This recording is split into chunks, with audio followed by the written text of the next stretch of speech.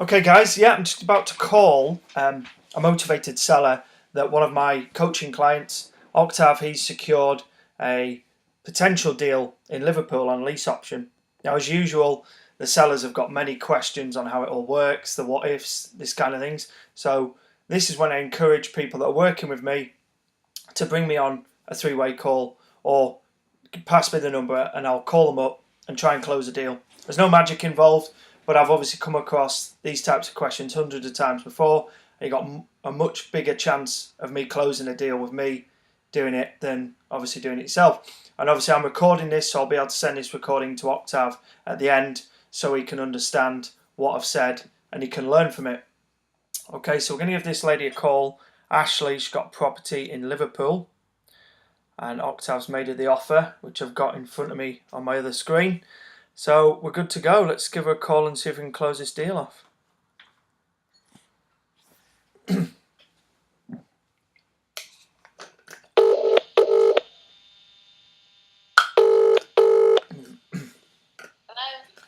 Oh, hi, Ashley. Hi.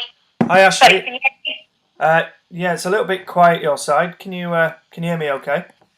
Yeah, I can hear you. Yeah. Oh, okay, lovely. Yeah, good to speak with you again. You do that. Thanks for calling. No problem. Yeah, so I believe Octav's made you a couple of offers on your property since we met at your property. Yes. And was it the lease purchase offer that you're interested in potentially?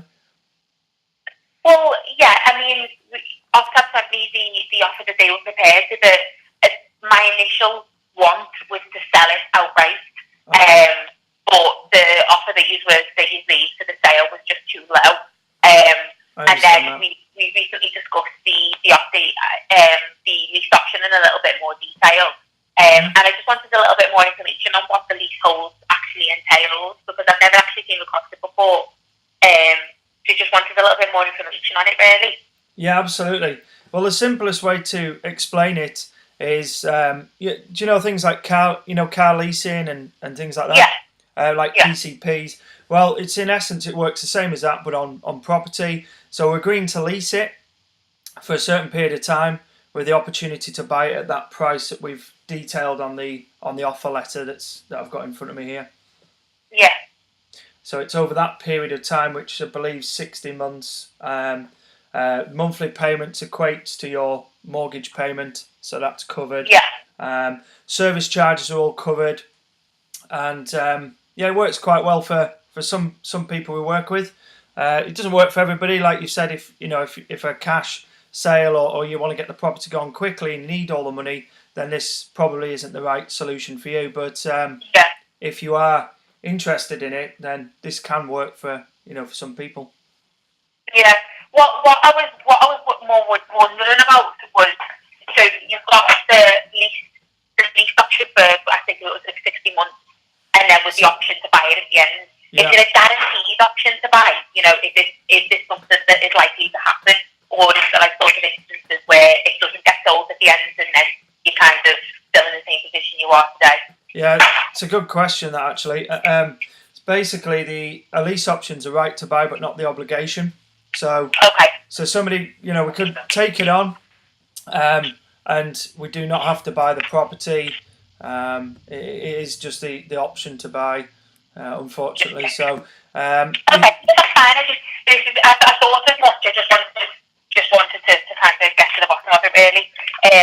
Another thing I was wondering as well is if I entered into a lease agreement like this, where you have the option to buy, does that mean I will be able to sell it to anybody else during that 60 months? Sorry, can you repeat the question? Sorry, I'm just getting into the car.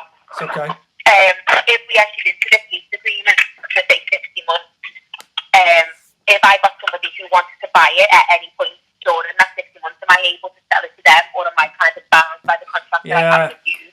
Unfortunately, you'd be bound by the terms of the contract. Okay.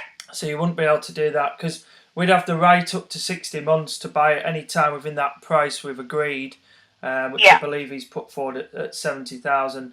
That would be the right to buy. I mean, just a quick point on that. I mean, whether it's us or whether it's somebody else that takes it from us, because we do work with other investors that take these properties from us. They're not in a position really of just taking these properties on and not buying them. It kind of defeats the whole object really, because the whole point of this is it gives them the opportunity to get the finance together in that period of time and just stagger the purchases. So, and 60 months in the grand scheme of things, I know it might sound like quite a long time to you, 5 years, which I appreciate can seem like that long time, but some of our lease purchase options go on up to sort of 23 years I've got in my own portfolio. Really? So it just gives you, some of the landlords we've worked with have literally just said to us, look, as long as you take over our commitments of the property, I don't want to see it again. It's some of these people just are not cut out to be landlords. They just don't want the hassle of tenants not paying, tenants damaging the properties, and they like that peace of mind knowing that we're going to cover that under the terms of the contract. So and there's no void periods to worry about, and it's a bit of a trade-off really. You're not obviously going to be getting any rental income from it, but at the same time the trade-off is you're not going to have any headaches of bad tenants. You're not going to get the the usual problems you get with owning rental property really. But I suppose in the same breath, it's kind of, if they take on that leasehold and they, for whatever reason, decide to stop paying that lease, it's you're in the same position as you are if you had a bad tenant who just decided to stop paying the rent. Sorry, could you repeat that question again? Sorry, I didn't quite. Sorry, let me get on my phone. Sorry, I have the headphones in and they don't always work as well. That's a lot better. That's a lot better. Yeah. Yeah, sorry about that. If the person who decides to take over the leasehold, whether it be you or one of the investors, and they decided, or they came into some sort of financial trouble and couldn't cover the lease, I'm in the same position as I would be if it was a bad tenant who wasn't paying their rent. Yeah, I understand the question. Because everyone's contractually obliged to pay, but it doesn't mean everyone is always going to pay. Do you know what I mean? Yeah, that's another good question. I mean, how I'd kind of look at that, and that does come up from time to time. I mean, most tenants, and I'm not being disrespectful in this at all, especially in Liverpool in particular, where a lot of my properties are, lots of tenants, when they just don't pay, it's pointless going after them because they don't have any assets. You've got to remember all these, whether it's us or whether it's another investor that takes them on, we all have...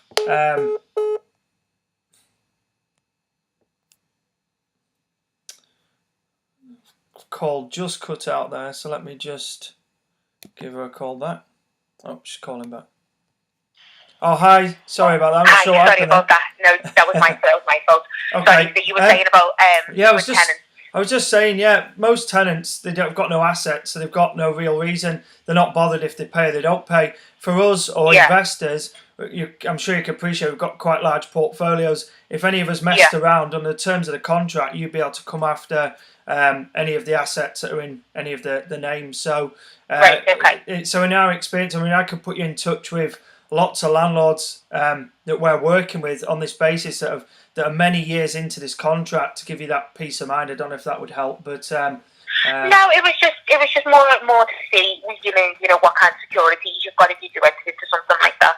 Yeah, well, the security is, it's a peace of mind knowing that that there's assets behind these contracts. With a normal tenant, most of them don't have any assets. Most of them don't even own their own cars and stuff like that. So it's that's the peace of mind. It is something, and it is, and sometimes, if you wanted a little bit of money up front, we might be able to class that as a bit of an option fee, and you've got a bit of money on account then that's kind of a bit of sort of skin in the game, if you will, and it's it just kind of sits behind these contracts and just gives you that, you know that you've got a bit of money to one side then.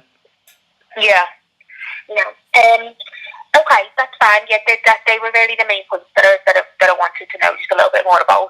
Another thing I did want to just discuss with you while we're on the phone was the option to buy it outright. So obviously the flat was on the market for 70 grand. Yeah. And I think it was 55, wasn't it? The initially offered. 56. 56, yeah. That, it's £14,000 less than what I had it on the market for. What is the high? Was that the highest basically that someone would be willing to offer to buy it today? or would there be some sort of negotiation we could enter into, and I could lower my price and you could higher yours? Well, I mean, what's the best price you would be willing to take and still feel happy with the sale? Probably around about 63 would probably be the lowest I'd go. 63. The problem we've got, Ashley, with stamp duty changes, as you know, and things like that, the investor's got to put more money in. Section 24 is just about to kick in fully as well, which means a lot of the landlords are going to get stung. So they've been very, very cautious and careful by what properties they take on. Also, this is a flat as well, and flats are just not that popular with investors in terms of the cash sales. With a lease option, it's a bit different because they're not having to put in the 25% deposit, and that's their kind of trade-off that side, and that's why the lease purchases work quite well there. But whatever works for you, one of those offers may or may not work for you.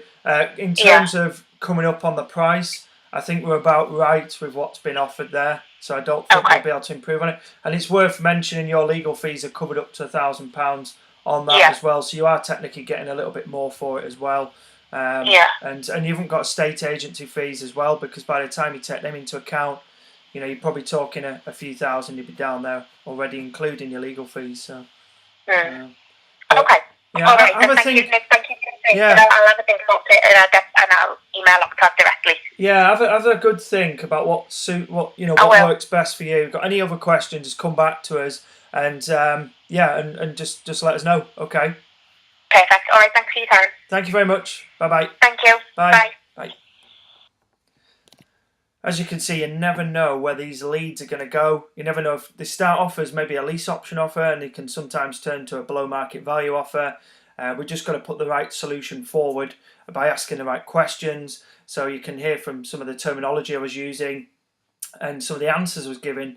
You've got to be honest. You've got to be putting these deals together fairly. And it's got to be that win-win balance, and they've got to understand that as well. Okay, so it all comes down to motivation with this lady, how motivated she really is. There may or may not be a deal there, but let's just see. And Octav can keep progressing, keep following up, and even if she's not perhaps interested now, as time goes by, she's paying council tax on an empty property, and the market's not moving that quick in her area. So there's a good chance this is going to get agreed as a lease option. Okay, I hope this video's helped.